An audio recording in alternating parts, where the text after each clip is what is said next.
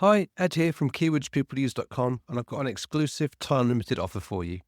If you book a product demo with Keywords People Use, I'll give you a free 7-day trial of our standard plan, which allows you access to our new content optimization tool. This tool hooks into your Google Search Console data so we can find all the keywords you're ranking for and what pages are ranking. We then crawl your site content and use advanced machine learning techniques like embeddings and cosine similarity to find you content optimization opportunities that will quickly boost your impressions and clicks from Google. This new feature in Keywords People Use is already showing results for people using it. Don't miss out on the opportunity of a 7-day free trial. Just go to keywordspeopleuse.com/demo to book your slot. That's keywordspeopleuse.com/demo. You'll find the link in the show notes of this episode.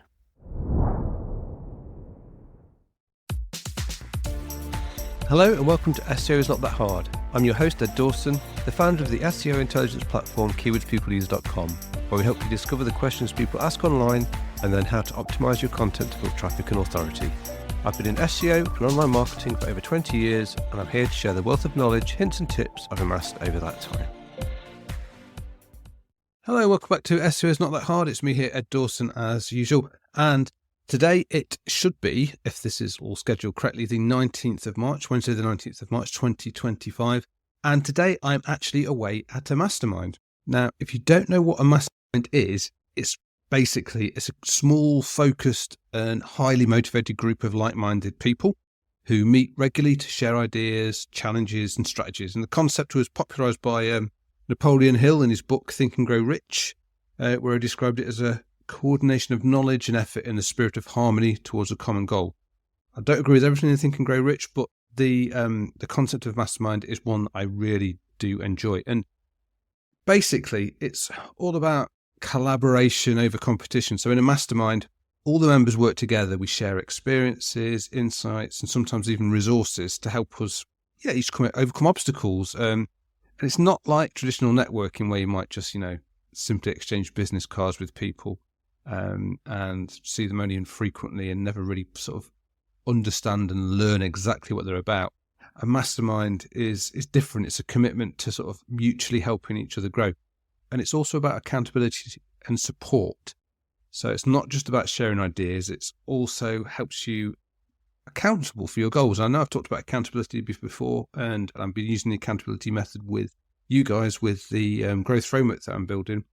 But when you're part of a group that meets regularly, you're more likely to follow through on your commitments. If you're constantly talking to these people about things you want to do, problems, things, how you're going to solve them, that kind of thing, then if you know that you're going to talk to them again about it and they're going to ask you about it, it means you're more likely to follow through on your commitments. Now, I would recommend highly to everybody, and I've done an episode about this before, but I just thought, being as I'm away at one, it's worth really sort of going over this again. So why are masterminds so beneficial for people in SEO and online business or any business in general? First of all, fresh perspectives. Working in SEO or in online business, it can sometimes feel really solitary. A mastermind brings together people with different viewpoints, experiences and expertise, and it can really help you identify blind spots in your strategies that you might not have spotted and discover new opportunities that you haven't seen. It helps you with rapid problem solving. If you hit a roadblock, you can call on the people in your mastermind group. They're like a think tank. And instead of struggling on your own, you can tap into the collective sort of group wisdom to try and find solutions faster. I've actually even talked about this case where there was a friend of mine who's selling a product on Amazon being hit by a competitor who leaving negative reviews against his products. This guy, he's in this mastermind group, and when he had this problem, he called us all together and we looked through all the data and we really helped sort of find fresh perspectives for him and how to solve it. Identifying the issue and then how to solve it. Gives you motivation and accountability. Regular meetings create like this kind of built-in accountability system. So you share your goals with others, you're more likely to stay on track, and a group can offer both support and constructive pressure when needed. It's good for learning and growth. Masterminds are a great way of learning new things. When you're talking to each other about what you've all been up to, you'll find new techniques, possibilities, tools that you might not have found otherwise. And a group helps foster that kind of like continuous education, really. And it gives you great networking opportunities. You build these strong relationships with the people in a mastermind. They each have their own other people and network that they know. So if you are trying to find clients or a new service provider or any kind of thing that you need to go out there, they kind of give you an extended network, and because you're in this mastermind, you know these people well, that you're only going to get trustworthy, honest information out of them. So if you want to find a mastermind and you like the idea, then here's some tips on trying to find one. First of all, you want to think about what your goals are. So think about what you want to achieve. Are you looking for accountability, idea generation, or networking? Knowing the kind of things that you're after will help sort of align the right people with your needs. The group I'm in originally came together as an Amazon-based mastermind. I used to sell on Amazon. Some of the guys in the group still sell on Amazon. Some don't anymore. Some of us have moved on to other things, but we are now so invested into each other that it doesn't matter that we're not completely Amazon focused anymore. But there was Amazon that brought us together in the first place. Start within your industry. Look for similar people or mastermind groups that focus on, if it's SEO or digital marketing or online business. These groups will have members who are facing similar challenges and understand the same nuances of the industry you're working in. Look into within your existing networks. Check with your professional networks like LinkedIn groups or in online communities like Reddit or specialist forums. Often, other professionals are aware of active masterminds or possibly in the process of forming one. If you attend industry conferences or webinars, many of these events have networking sessions or breakout groups, and these can sort of lead to informal creation of mastermind groups. A lot of groups will start with people who originally know each other to start with and maybe pull in some other people. And finally, there are paid options. Some people actually establish masterminds and charge a fee for them. Now, that they can come with a cost, but they often have a very structured format and a commitment from all members, which can enhance the overall experience. I've never tried a paid mastermind, so I can't offer any kind of information on how good they are.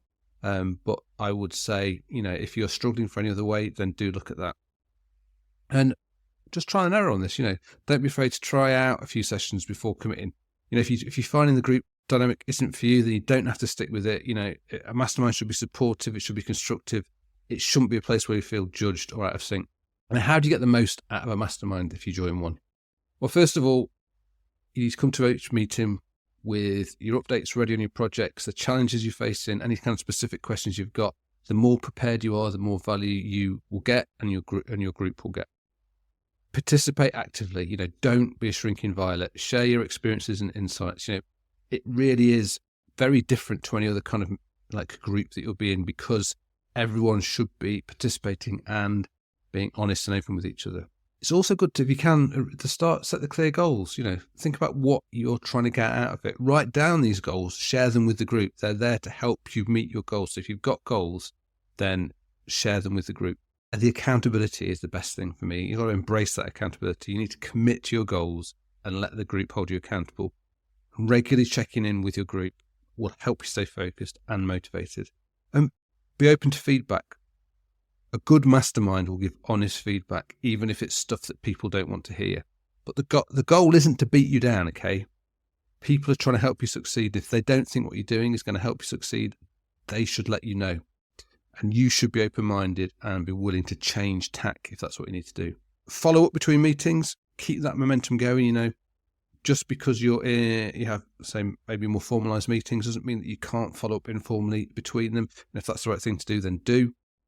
And then evaluate whether a group's been effective for you. If you're in a mastermind and it's not meeting your needs, you're not getting the support, then maybe it's time to leave, duck out, find a different group, or maybe adjust the group format that you're in.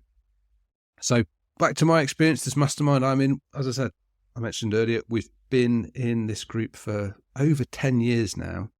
And it was formed by one guy in the group, Richard, who's kind of been the linchpin that keeps us all together, to be fair. Now, when we first started over 10 years ago, we had very formalized, regular online meetings, Zoom calls, with a very set format, which worked well for us at the time when we were all working towards Amazon. Now we're I'd say we're a more informal group. We have less of the formal sort of Zoom meeting get-togethers. We do, if anyone wants to call a meeting, if someone's got an issue and wants to call a meeting, then we will all find time for each other. We now spend a lot of time on WhatsApp. And we've actually become not just a group, a mastermind group. We're actually now a group of friends. I consider all the people in the group friends. One guy, Greg, he actually came and stayed up at my house recently because his son he's getting really into sailing. And I live near one of the UK's sort of biggest lakes. And there's a big sailing club there, and I can actually see it from the farm. Our farm overlooks this lake, and and you can actually see the sailing club from our house. So, and that's where his son was doing this course for 2 days. So he just said, "Oh, can I come and stay?" And I was like, "Yeah, of course you can come and stay." And it was fantastic having him over. And I say we meet up physically probably about on average once a year. And right now I am in a fantastic Airbnb in the Cotswolds. We've got like a 7-bed place, all luxury. It's got jacuzzi, it's got a sauna, it's got a plunge pool, it's got everything you could want. It's in a nice little village in the Cotswolds in the UK, and we've all met up together, and we all chip in. We've got a private chef who cooked us a meal last night. Obviously I'm recording this in advance, so I don't know exactly what we had, but we've had this same private chef come to all the meetups that we've done. There's a guy called Guy. If you ever want a private chef in the Cotswolds, Bristol region of the UK, just send me a message. I'll put you in touch with this guy. He does fantastic Michelin standard tasting menu for us on the first night every time we get together. And then we spend the next day, we'll go out for a walk, we'll go for a nice lunch at a nice hotel or a nice pub.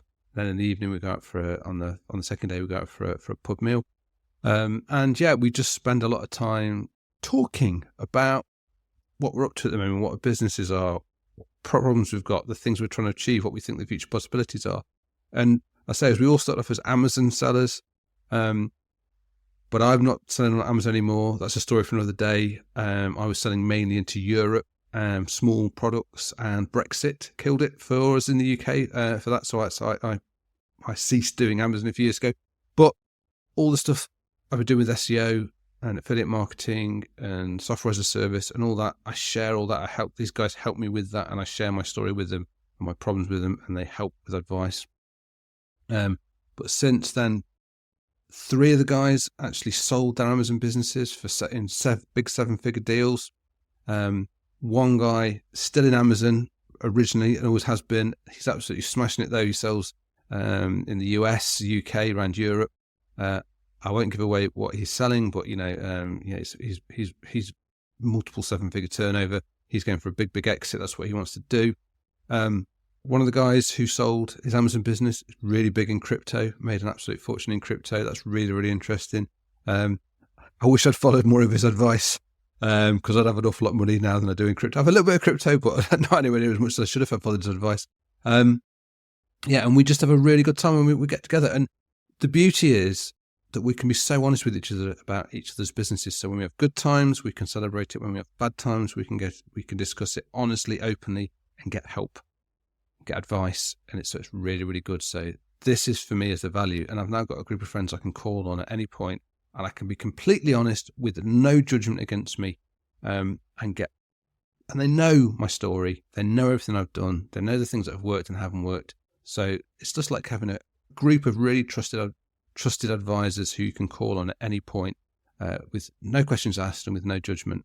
And there's 5 of us, and it's really, really valuable. So I would suggest anyone who can find this, even if you can't find it straight away, it's a great thing to have and will help you grow in the future if you can build up something like this, and I strongly recommend it. So anyway, that's it from me today.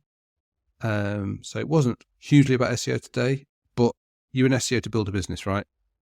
This is an important part of business, is to have something like this that you can rely on. So yeah, strongly recommend it. So anyway, that's it for now. So until next time, keep optimizing, stay curious, and remember, SEO is not that hard when you understand the basics. Thanks for listening. It means a lot to me. This is where I get to remind you where you can connect with me and my SEO tools and services. You can find links to all the links I mentioned here in the show notes. Just remember, with all these places where I use my name, the Ed is spelled with 2 Ds. You can find me on LinkedIn and Blue Sky. Just search for Ed Dawson on both. You can record a voice question to get answered on the podcast. The link is in the show notes. You can try our SEO intelligence platform, Keywords People Use, at keywordspeopleuse.com, where we can help you discover the questions and keywords people are asking online, cluster those questions and keywords into related groups so you know what content you need to build topical authority, and finally, connect your Google Search Console account for your sites so we can crawl and understand your actual content. Find what keywords you rank for and then help you optimize and continually refine your content with targeted, personalized advice to keep your traffic growing. If you're interested in learning more about me personally or looking for dedicated consulting advice, then visit www.eddawson.com. Bye for now, and see you in the next episode of SEO is Not That Hard.